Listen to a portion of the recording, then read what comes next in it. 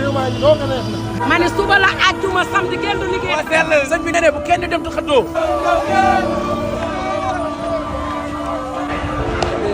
suba mooy korité Ramadan jeex na. déet yow ëpp na.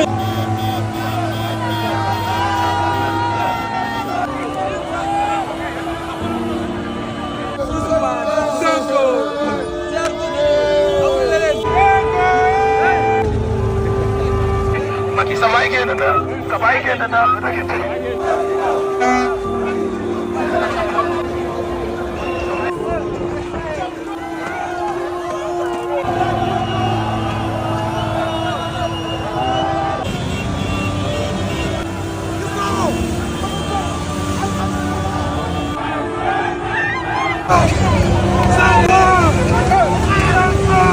mbokk yi on s'est beaucoup battu pour un projet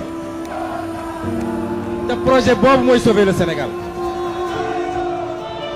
ay at juróom-ñeenti at ñuy xeex joxuñu nit xaalis sàcc ñu xaalisu réew mi joxe ko digguñu nit ñi lu amul waaye dañoo bokk ak yéen ay xalaat ci li war a defar réew mi. Je n'ai jamais vu ça, c'est tellement incroyable, c'est comme si on avait regagné la Coupe d'Afrique. Yàlla mën a maye. gars yi moom xool yëpp a sedd Baye Fall. réew maa ngi doog a neex na. ma ne suba la àjjuma samedi kenn du liggéey. waaw sell sëñ bi ne bu kenn dem tu xëddoo.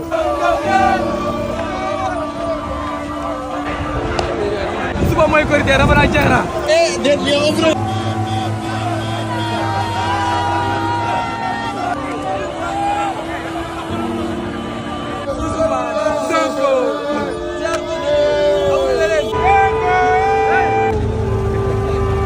Macky sa baay génn na sa baay génn na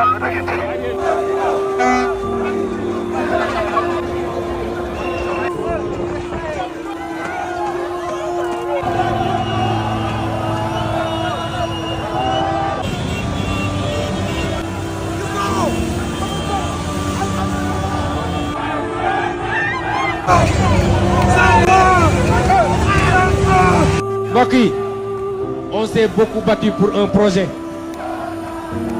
te projet boobu mooy sauver le Sénégal ay at juróom-ñeenti at ñuy xeex joxuñu nit xaalis sàcc ñu xaalisu réew mi joxe ko digguñu nit ñi lu amul waaye dañoo bokk ak yéen ay xalaat ci li war a defar réew mi. Je n'ai jamais vu ça, c'est tellement incroyable, c'est comme si on avait regagné la Coupe d'Afrique. Yàlla mën a maye.